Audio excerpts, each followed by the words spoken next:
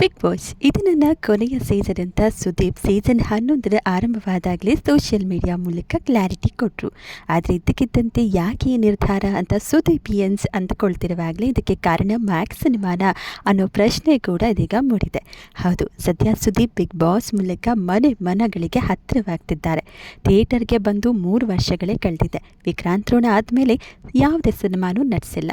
ಸಿನಿಮಾಗಳಿಗಿಂತ ಹೆಚ್ಚು ಬಿಗ್ ಬಾಸ್ಗೆ ಗೌರವ ಕೊಟ್ಟರು. ಸುದೀಪ್ನ ಬಿಗ್ ಬಾಸ್ ಅಂದರೆ ಆ ರಿಯಾಲಿಟಿ ಶೋನ ನಿರ್ಮಾಣ ಮಾಡ್ತಿರೋ ಸಂಸ್ಥೆ ಮಾತ್ರ ಅವರಿಗೆ ಅವಮಾನ ಮಾಡ್ತಾ, ಅದಕ್ಕೆ ಕಾರಣ ಮ್ಯಾಕ್ಸ್ ಸಿನಿಮಾ ಆಯ್ತಾ ಅನ್ನೋ ಚರ್ಚೆಗಳು ಕೂಡ ಈಗ ನಡೀತಾ ಇದೆ. ಹೌದು, ಪ್ರತಿ ವಾರ TRPಯಲ್ಲಿ ಕಿಚ್ಚನ ಪಂಚಾಯಿತಿ ಕಟ್ಟೆ ಮೊದಲಿದೆ. ಇದೇ ಕಾರಣಕ್ಕೆ ನಾವೇನು ನಮ್ಮ ಬೆಲೆ ಏನು ಅಂತ ಸುದೀಪ್ ಅರ್ಥ ಮಾಡಿಸೋ ಸಮಯ ಬಂದಿದೆ ಅನ್ನಿಸ್ತಿದೆ. ಬಿಗ್ ಬಾಸ್ ಸ್ಪರ್ಧಿಗಳಿಗೆ ಮಾತಿನ ಚಾಟಿ ಬೀಸ್ದ, ಯಾರನ್ನು ಮೆಚ್ಚಿಸೋಕೆ ಮಾತಾಡದೆ ತಮ್ಮದೇ ಸ್ಟೈಲಲ್ಲಿ ಕ್ಲಾಸ್ ತೆಗೆದುಕೊಳ್ಳೋ ಕಿಚ್ಚನ ಪಂಚಾಯಿತಿ ಕಟ್ಟೆ ಪ್ರತಿ ಸೀಸನ್ನಂತೆ ಈ ಸಲ ಇಲ್ಲ ಅನ್ನೋದು ಎಷ್ಟೋ ಬಿಗ್ ಬಾಸ್ ಅಭಿಮಾನಿಗಳ ಮಾತು. ಯಾಕಂದರೆ ಚೈತ್ರ ಬಾಯಿ ಜೋರಾದರೂ ಒಂದು ಸಲನೂ ಕೂಡ ಅವರಿಗೆ ಗದರಿ ಬಾಯಿ ಮುಚ್ಚಮ್ಮ ಅಂತ ಹೇಳದೆ ಅವರ ಆಟವನ್ನು ಹೊಗಳಿದ್ದು. ಟಾಪ್ 1 ಕಂಟೆಸ್ಟೆಂಟ್ ಆಗಿರೋ ತ್ರಿವಿಕ್ರಮ್ ಶೋಭಿತಾ ಹೊರಗಡೆ ಹೋದಂತಹ ವಿಚಾರಕ್ಕೆ ಎಲ್ಲೋ ಒಂದು ರೀತಿ ಅನುಮಾನ ಪಟ್ಟರು, ಅದರ ಕ್ಲಾರಿಟಿ ಕೇಳಿದ್ರು ಅನ್ನುವಂತಹ ನಿಟ್ಟಿನಲ್ಲಿ ಸಿಕ್ಕಾಬಟ್ಟೆ ಸಮರ್ಥನೆ ಕೊಟ್ಟರು. ಏನಿಲ್ಲ ಅಂದರೂ ಸುಮಾರು 50 ನಿಮಿಷಗಳ ಕಾಲ ಪಂಚಾಯಿತಿ ಕಟ್ಟೆಯಲ್ಲಿ ಶೋಭಿತಾ ಹಾಗೆ ತ್ರಿವಿಕ್ರಮ್ ಅನುಮಾನ ಪಟ್ಟಂತಹ ವಿಚಾರನೇ ನಡೀತು. ಈ ಒಂದು ವಿಚಾರಕ್ಕೆ ಸುದೀಪ್ ಪರ ಹಾಗೆ ವಿರೋಧವಾಗಿ ಸಾಕಷ್ಟು ಕಮೆಂಟ್ಗಳು ಕೂಡ ಬಂತು. ವಿಕ್ರಮ್ನ ಟಾರ್ಗೆಟ್ ಮಾಡ್ತಿದ್ದಾರಾ ಅಂತಲೂ ಕೂಡ ಹೇಳಿತು. ಇನ್ನು ಮೋಕ್ಷಿತ, ನಿಮ್ಮ ಸ್ವಾಭಿಮಾನ ಬಿಗ್ ಬಾಸ್ ಮನೆಯಲ್ಲಿ ನಡೆಯಲ್ಲ ಅಂತ ಒಂದೇ ಒಂದು ಮಾತನ್ನು ಕೂಡ ಹೇಳೋದನ್ನು ಬಿಟ್ಟು, ಭವ್ಯ ನೀವು ಯಾರ್ದೋ ನೆರಳಲ್ಲಿರಬೇಡಿ ಅಂತ ಇಂಡೈರೆಕ್ಟಾಗಿ ತ್ರಿವಿಕ್ರಮ್ಗೆ ತುಳಿದಂತಹ ಮಾತು. ಜೊತೆಗೆ ಮಂಜಣ್ಣನ ಪ್ರತಾಪ ಹೆಚ್ಚಾದರೂ ತುಟಿಕ್ ಪಿಟಕ್ ಅನ್ನದೇ ಸಮಾಧಾನದ ಉತ್ತರ ನೀಡೋದು. ಶಿಶಿರ್ಗೆ ಜೊಲ್ಲ ಅಂತ ಹೇಳಿದ್ರು ಅಂತ ಗೊತ್ತಿದ್ರೂ ಕೂಡ ಆ ಬಗ್ಗೆ ಚೈತ್ರಕ್ಕನಿಗೆ ಯಾವುದೇ ರೀತಿ ವಾರ್ನಿಂಗ್ ಕೊಡದೇ ಇರೋದು. ಇದೆಲ್ಲವನ್ನು ನೋಡ್ತಾ ಇದ್ದರೆ ಸುದೀಪ್ ಈ ಸೀಸನ್ ಮುಗಿದ್ರೆ ಸಾಕು ಅಂತ ಅಂತಿರುವಂಥ ಆಗಿದೆ ಅನ್ನುವಂಥದ್ದು ಎಷ್ಟೋ ಮಂದಿ ನೋಡುಗರ ಅಭಿಪ್ರಾಯ ಆಗಿದೆ. ಯಾಕಂದರೆ ವಾರದ ಕತೆ ಬಂತು ಅಂದರೆ ಸಾಕು, ಆ ಒಂದು ಪ್ರೋಮೋಗೆ ತುಂಬ ಎಕ್ಸೈಟ್ಮೆಂಟಿಂದ ಕೂಡಿರ್ತಾರೆ ಎಲ್ಲರೂ ಕೂಡ.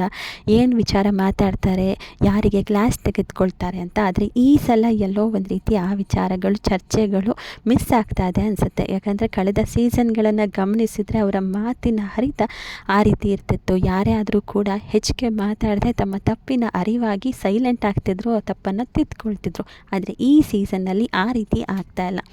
ದಿನದಿಂದ ದಿನಕ್ಕೆ ಆ ಒಂದು ಸ್ಪರ್ಧಿಗಳು ಹೆಚ್ಚಾಗಿ ನಡ್ಕೊಳ್ತಿದ್ದಾರೆ ಹೊರತು ಅದಕ್ಕೆಲ್ಲದಕ್ಕೂ ಕೂಡ ಲಗಾಮ್ ಹಾಕೋದಕ್ಕೆ ಸಾಧ್ಯನೇ ಆಗ್ತಾ ಇಲ್ಲ.